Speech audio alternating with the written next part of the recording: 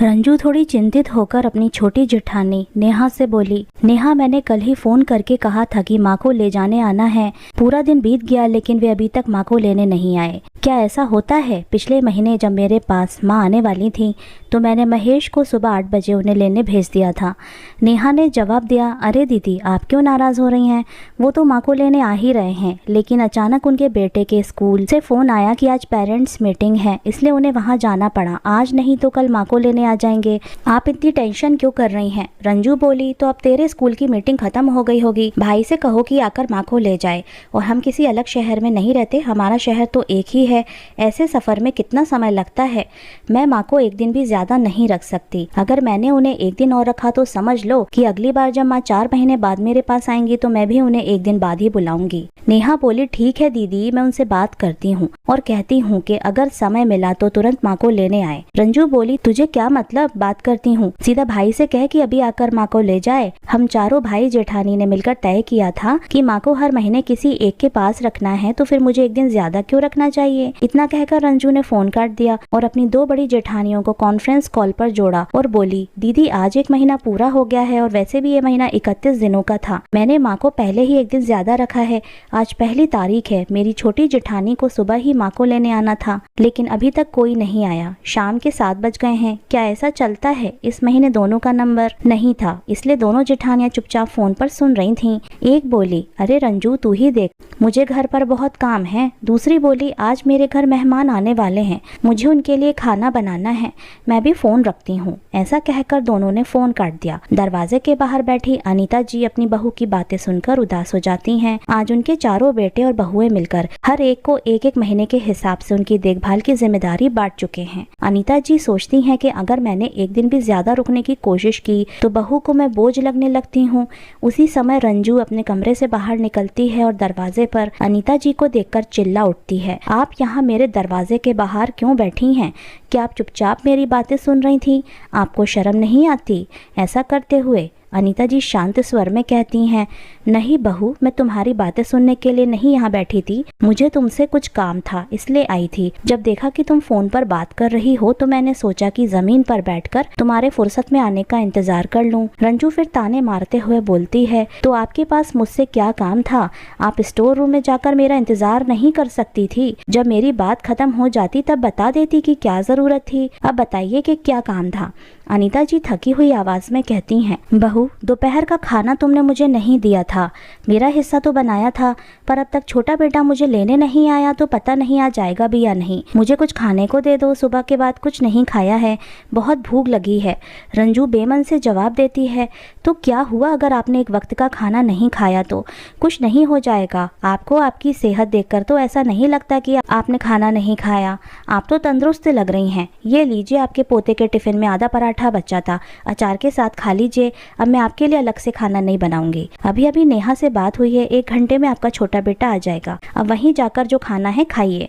अनीता जी उस बचे हुए पराठे को अचार के साथ खाने लगती हैं। उधर रंजू अपने और बच्चों के लिए खाना बनाती है, लेकिन सास के लिए कुछ नहीं पकाती। छोटा बेटा रात के 8 बजे तक आया। रंजू ने पहले ही अनीता जी का सामान एक बैग में पैक कर रखा था। जैसे ही बेटा आया उसने अनीता जी को विदा कर दिया। रंजू ने चैन की लंबी सांस ली और कहा, अच्छा हुआ कि बुढ़िया चली गई, अब 3 महीने आराम से पांव फैलाकर रहूंगी। अनीता जी उम्मीद की एक किरण लेकर अपने तीसरे बेटे और बहू नेहा के घर पहुंची। शाम का समय था। नेहा अपने बच्चों को खाना खिला रही थी। जब अनीता जी वहां पहुंची तो नेहा ने औपचारिकता में 1 कप चाय बनाकर दी। कुछ देर के बाद बातें करने के बाद वो अपने 6 साल के बेटे को लेकर बोली, माँ मैं रिंकू को सुलाने जा रही हूँ, अगर समय पर नहीं सुलाया तो सुबह स्कूल के लिए जल्दी नहीं उठेगा। अनीता जी बोली, अरे बेटा, इतने दिनों के बाद मैं अपने पोते से मिलने आई हूँ, थोड़ी देर मुझे उसके साथ खेलने दो, फिर सुला देना। नेहा मुस्कुराते हुए बोली, माँ आप तो पूरे महीने हमारे साथ ही रहने वाली हैं, तो पोते से जी भर के मिल लीजिएगा, अभी तो कहीं नहीं जाने वाली हैं आप। अनीता जी को बहुत भूख लगी थी क्योंकि उनकी छोटी बहू ने भी उन्हें कुछ खाने को नहीं दिया था। उन्होंने अपनी बहू से कहा, बहू मुझे कुछ खाने को दे, तो बहुत तेज भूख लगी है। बहू बोली, क्या माँ, आप रंजू दीदी के घर से खाना खाकर नहीं आई? मैं तो समझ रही थी कि आप वहीं से खाना खाकर आई होंगी, इसलिए मैंने आपके लिए खाना ही नहीं बनाया। अगर आपको यहीं खाना था तो एक फ़ोन करके बता देती। हमने तो खाना बनाकर खा भी लिया है और अब सोने का समय हो गया है। बहू की बात सुनकर अनीता जी स्तब्ध रह गई। आज उन्हें अपने बेटे के घर में 2 वक्त का खाना भी बार बार मांगना पड़ रहा था और फिर उन्हें खाना नहीं मिल रहा है।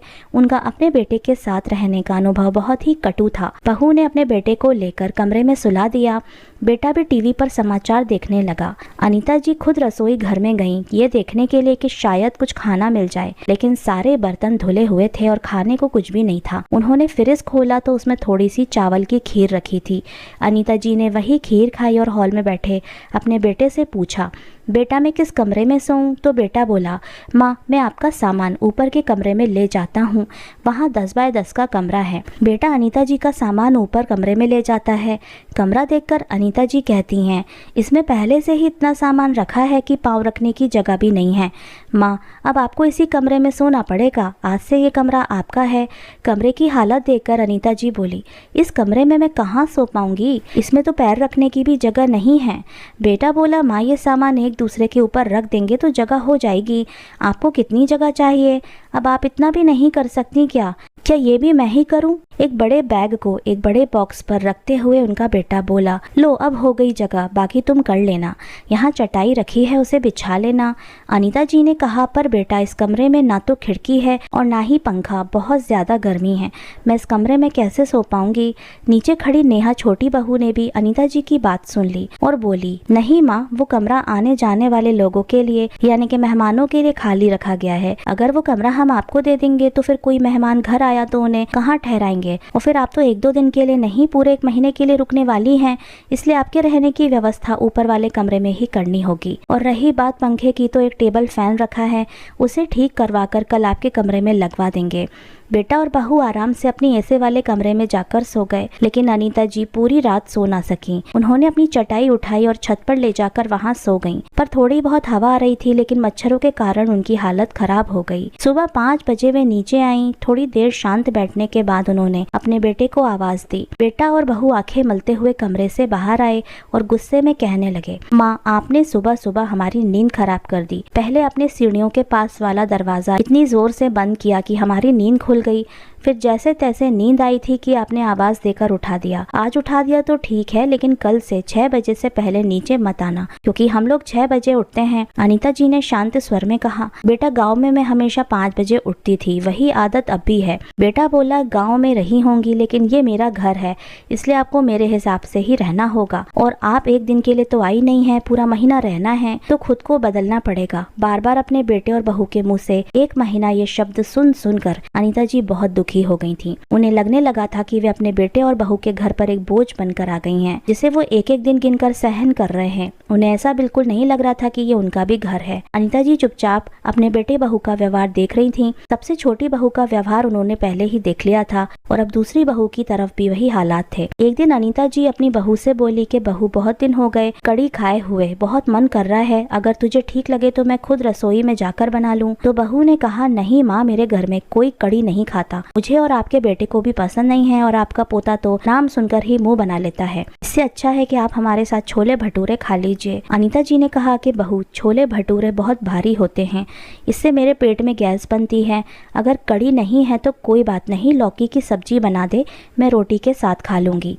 लेकिन बहू उनकी एक नहीं सुनती और अपने हिसाब से ही घर में खाना बनाती है। जब सब साथ में खाने बैठते हैं तो अनीता जी देखती हैं कि उनके लिए कुछ भी अलग से नहीं बनाया गया। अगर वे छोले खाएंगी तो उन्हें तकलीफ होगी, इसलिए उन्होंने अपनी थाली से छोले निकाल दिए और एक कटोरी में दूध लेकर आई। तभी बहू उन पर चिल्ला उठी, आपने किससे पूछकर दूध लिया? आपको मालूम भी है कि दूध कितना महंगा हो गया है, और दूध तो मैं सिर्फ अपने बेटे के लिए मंगवाती हूँ। ऐसा कहकर बहू ने उनके हाथ से दूध की कटोरी छीन ली और रसोई में वापस रखाई। इच्छा न होने के बावजूद अनीता जी को छोले भटूरे खाने पड़े, लेकिन जैसा उन्हें डर था वैसा ही हुआ। उनका पेट खराब हो गया। अगले दिन अनीता जी अपने बेटे से कहती हैं, बेटा मेरी तबीयत ठीक नहीं है, मेरे लिए दवाई ले आ। इस पर बहू बहुत गुस्से से कहती है, अगर आप पहले से ही बीमार थी तो अपनी छोटी बहू से इलाज करवा कर यहाँ आती। अब हम आपको अपने पास रखें और इलाज भी करवाएं। बहू की ये बात सुनकर अनीता जी की आंखों में आंसू आ गए। उन्हें ये सोचकर बहुत दुख होता है कि अपने बेटे और बहू के घर एक गोली के लिए भी उन्हें कितना कुछ सुनना पड़ रहा है। अनीता जी बड़ी मुश्किल से अपने तीसरे बेटे और बहू के घर एक महीना बिताती हैं। अगले महीने के शुरू होने से 2 दिन पहले ही दूसरे नंबर के बेटे का फोन आता है और वो कहता है कि इस महीने माँ को मेरे पास मत भेजना क्योंकि हम गर्मी की छुट्टियों में बाहर घूमने जा रहे हैं। मैंने अपने बड़े भाई से बात कर ली है, वो और भाभी घर पर हैं, इसलिए इस महीने माँ को उनके पास भेज दो। अगले महीने जब हम अपने टूर से वापस आ जाएंगे तब माँ को अपने पास बुला लेंगे। जब बड़े बेटे को ये बात पता चलती है तो वो कहता है, ये क्या बात हुई, माँ तो इस महीने तेरे पास आने वाली थी, फिर मैं उन्हें कैसे बुला सकता हूँ। मेरे बच्चों की भी तो छुट्टियाँ शुरू हो रही हैं। नैना और बच्चे अपने मामा के घर जा रहे हैं। अब मैं माँ को अपने पास नहीं बुला सकता। जिसकी बारी हो वही माँ को अपने पास बुलाएगा। मैं 1 महीना पहले माँ को अपने पास क्यों बुलाऊं? ऐसा कहकर वो फ़ोन काट देता है। अब चारों बहुओं के बीच में झगड़ा शुरू हो जाता है। सब एक दूसरे को फ़ोन करने लगती हैं। जिस बहू के घर अनीता जी थी वो घबरा जाती है और अपने दोनों जेठानियों को फ़ोन करके कहती है, मुझे कुछ नहीं पता, तुम दोनों जल्दी तय करो कि माँ किसके पास जाएंगी क्योंकि कल पहली तारीख है। बहू और बेटों का व्यवहार अनीता जी से छिपा नहीं था। अनीता जी इस तरह के व्यवहार से बहुत अस्वस्थ हो गई थी। वे दुखी होकर अपने कमरे में चली गईं और फूट फूट कर रोने लगीं। आज उन्हें अपने पति की बहुत याद आ रही थी। तुम्हें गए हुए केवल 3 महीने ही हुए हैं और देखो मेरे ऊपर कैसी विपत्तियां आ पड़ी हैं। बच्चों ने अपनी माँ को जैसे एक फुटबॉल बना दिया है जिसमें ना कोई भावना है और ना ही दिल। अनीता जी को आज अपनी पुरानी बातें याद आने लगीं। 4 महीने पहले तक वे अपने गांव में बहुत सुख शांति से रह रही थीं। उन्हें किसी भी चीज़ की कमी नहीं थी। उनका घर मिट्टी का 2 कमरों का था, लेकिन वो शहर के पक्के मकानों से कहीं अधिक सुख और आनंद से भरा हुआ था।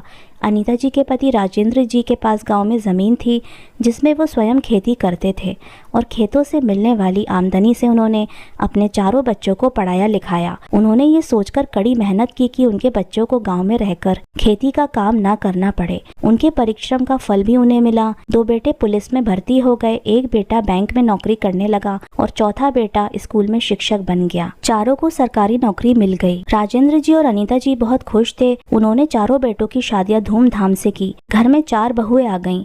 शादी के कुछ दिन के बाद बच्चे अपने अपने परिवार के साथ शहर में जाकर बस गए। पति पत्नी गांव में ही रह गए। एक दिन राजेंद्र जी ने अनीता जी से कहा कि अब जब चारों बेटे शहर में बस गए हैं तो हमें भी उनके पास चलकर आराम से रहना चाहिए। लेकिन अनीता जी ने मना कर दिया, अब जाकर बहू के घर क्या करना, जब तक हमारे हाथ पैर चलते हैं तब तक हम गाँव में ही रहेंगे, हमें देखकर बच्चों को तकलीफ होगी। राजेंद्र जी बोले, अनीता मैं सोच रहा हूँ कि अपना ये कच्चा घर पक्का बनवा लें, फिर आराम से रहेंगे, तुम्हारे लिए भी ये सुविधा होगी। जब गांव में घर बनाने की बात बच्चों और बहुओं को पता चली तो वे नाराज हो गए। कहने लगे कि गांव में फिजूल खर्ची करने की क्या जरूरत है, 2 कच्चे कमरे काफी हैं तुम दोनों के लिए, बेवजह पैसे क्यों उड़ाना। पर राजेंद्र जी के भाग्य में कुछ और ही लिखा हुआ था। एक दिन उन्हें दिल का दौरा पड़ा और वो अनीता जी को इस दुनिया में अकेला छोड़कर चल बसे। राजेंद्र जी के निधन के बाद उनके चारों बेटे और बहुएं कुछ दिन के लिए गाँव आए। 13वीं के बाद सभी आंगन में बैठकर चर्चा करने लगे कि पिताजी की सारी जमीन बेच देनी चाहिए क्योंकि अब वो गाँव में खेती करने नहीं आएंगे। बहुओं ने भी इस बात का समर्थन किया। अब रही बात माँ की, तो उनका कहना था कि गांव का घर और जमीन बेचकर आपस में बराबर बांट ले, लेकिन माँ को कौन रखेगा। अनीता जी के 4 बेटे हैं, लेकिन आज चारों बेटे आंगन में बैठकर आपस में चर्चा कर रहे थे कि माँ को कौन अपने पास रखेगा। अनीता जी चुपचाप उनकी बातें सुन रही थीं। उसी समय दूसरा बेटा और बहू बोले कि ऐसा करते हैं कि माँ को 1-1 महीने अपने अपने घर रखेंगे। हम 4 भाई हैं, तो जब 1 महीने के बाद माँ हमारे पास रहेंगी तब 3 महीने बाद ही फिर से हमारी बारी आएगी। सबने ये बात मान ली। लेकिन जब बेटे जमीन बेचने के लिए गए तो उन्हें पता चला कि पिताजी ने अपने जीवन काल में ही जमीन माँ के नाम कर दी थी। घर आकर वो माँ पर चिल्लाने लगे और पूछने लगे कि माँ, पिताजी ने जमीन तुम्हारे नाम कब की और तुमने हमें बताया भी नहीं। माँ बोली, बच्चों मैंने तो मना किया था, लेकिन तुम्हारे पिताजी ने जबरदस्ती जमीन मेरे नाम कर दी। ये सुनकर चारों बेटे और बहुएं नाराज हो गए, पर अब वो कुछ नहीं कर सकते थे। इसलिए सबने तय किया कि अब उनके पास समय नहीं है तो माँ को 1-1 महीने साथ रखेंगे। दिवाली पर जब वो आएंगे तब माँ के नाम से जो जमीन है वो बेच देंगे। और चारों भाई आपस में पैसे बांट लेंगे। सबसे पहले अनीता जी को उनके छोटे बेटे और बहू के पास छोड़ दिया गया। फिलहाल वे अपने दूसरे बेटे और बहू के घर थी, जहाँ वो बड़ी मुश्किल से दिन काट रही थी। उनकी आंखों से बहते आंसुओं को पोंछते हुए वो सोचने लगी कि अभी तो और भी जीवन बाकी है। अगर उन्हें अपने बेटे और बहुओं के घर इसी तरह जीना है तो ये तो जीते जी नर्क भोगने जैसा है। वहाँ हर तरह की बंदिशें थी, ना तो बहू समय पर खाना देती ना बेटा, और बहू उनके साथ दो बातें करते उन्हें क्या तकलीफ है ये जानने कोई नहीं आता। वो अकेले कमरे में बैठकर रोती थीं, पर बेटे बहू को इससे कोई फर्क नहीं पड़ता। तभी नीचे से बहू की आवाज आई, अरे माँ, वहीं ऊपर बैठे रहेंगी क्या? सामान लेकर नीचे आइए। अनीता जी अपना सामान लेकर नीचे आई तो देखा कि उन्हें लेने कोई नहीं आया।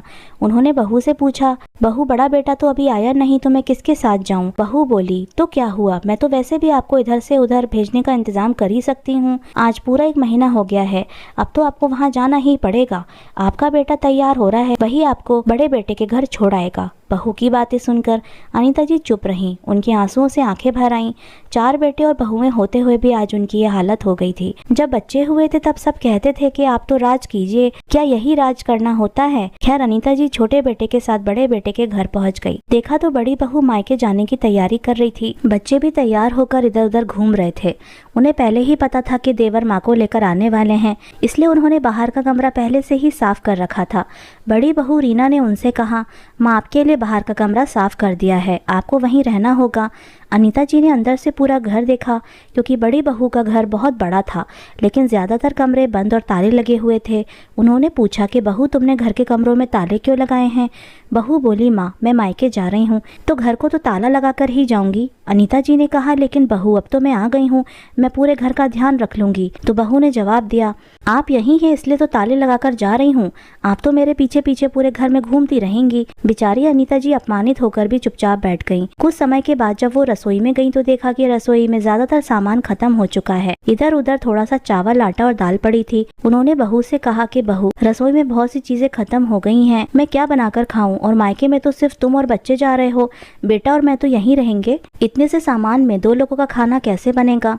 तो बहू बोली, माँ मैंने उन्हें पहले ही बता दिया है कि नाश्ता और रात का खाना ऑफिस की कैंटीन में ही होगा, घर पर खाना बनाने की जरूरत नहीं है। और आपके लिए थोड़ा सा चावल, आटा और दाल पड़ी हुई है, दाल रोटी चावल बनाकर खाती रहिए। बस 10 दिन की ही तो बात है, उसके बाद मैं आ जाऊंगी, फिर जाकर रसोई का सामान खरीदूंगी। अगर अभी से सामान ले लिया तो आप सब कुछ खा पी डालोगे। इतना कहकर बहू ने अपना बैग उठाया और अपने मायके चली गई। बहू के जाने के बाद एक दिन अनीता जी अपने बेटे से बोली, बेटा मैं गाँव से जब से आई हूँ तब से सिर्फ 2 ही साड़ियाँ पहन रही हूँ, एक साड़ी में कील अटक कर फट गई है, मुझे एक साड़ी नहीं ला दो। इस पर बेटा गुस्से में बोला, पहले से ही घर में बहुत खर्चे हैं, अब तुम्हारे लिए एक साड़ी लेकर आऊं? ये मुझसे तो नहीं होगा। अनीता जी सोचने लगी कि जब बच्चे हुए थे तो उन्हें अपने आप पर बहुत गर्व होता था कि मेरे 4 बेटे हैं, वे मेरा पूरा ध्यान रखेंगे, मेरी हर जरूरत का ख्याल रखेंगे, मुझे कभी किसी चीज की कमी नहीं होने देंगे। लेकिन यहाँ तो 4 बेटों के होते हुए भी एक माँ उनके लिए बोझ बन चुकी है। अपनी माँ को दिन में 2 बार भोजन देने में भी पसीना आ जाता है, और मैंने तो अपने 4 बेटों को पाला है। नौकरी और पैसा होते हुए भी बच्चे अपनी बूढ़ी माँ को सहारा नहीं दे सकते। दवाइयाँ लाने या एक साड़ी खरीदने में भी उन्हें संकोच होता है। बस अब बहुत हो गया, मैं ये सब और सहन नहीं कर सकती। मैंने अपने 3 बेटों और बहुओं के घर पर 1-1 महीना बिताकर देख लिया। अब मुझे 4थे बेटे के पास जाने की कोई आवश्यकता नहीं है। मुझे सभी का व्यवहार समझ में आ गया है। अब मैं अपनी बहुओं और बेटों के ताने और अपमान सहन नहीं करूंगी। अनीता जी बड़ी मुश्किल से 1 महीना अपने बेटे और बहू के घर बिताती हैं। महीने के अंत में फिर से 4 बहुएं आपस में फोन पर बातें करने लगती हैं, और ऐसा प्रतीत होता है मानो उनकी सास नहीं कोई मुसीबत उनके घर आने वाली है। परंतु अनीता जी अब अपने दूसरे बेटे और बहू के पास नहीं जाना चाहती थीं। माँ आज आप तैयार हो जाइए, 1 महीना हो गया है, अब आपको दूसरे बेटे के घर जाना है। नहीं बेटा, मैं वहाँ नहीं जाऊंगी। क्यों माँ, क्या हो गया? आप क्यों नहीं जाना चाहती वहाँ? जब हम सब ने मिलकर तय किया है कि आपको हर एक के पास 1-1 महीना रहना है, तो बीच में बोलने की क्या जरूरत है? अनीता जी सोच समझकर अपने बेटों को उत्तर देती हैं। अगर अभी बोल दिया तो ये सब नाराज हो जाएंगे, और फिर जो उन्होंने मन में ठान रखा है वो नहीं कर पाएंगे। इसलिए वो चुपचाप कहती हैं, बेटा मैं सोच रही थी कि गांव का घर कई दिनों से खाली पड़ा है और दिवाली भी पास आ रही है, घर और आंगन में घास भी बहुत उग गई होगी, मैं जाकर वहाँ की सफाई कर लूंगी। वैसे भी अगले महीने दिवाली पर तुम लोग वहाँ आने वाले ही हो, अगर घर साफ सुथरा रहेगा तो सबको अच्छा भी लगेगा। सबको ये बात उचित लगती है कि ये अच्छा विचार है। माँ को अपने पास भी नहीं रखना पड़ेगा क्योंकि वो गाँव जाकर रहेंगी।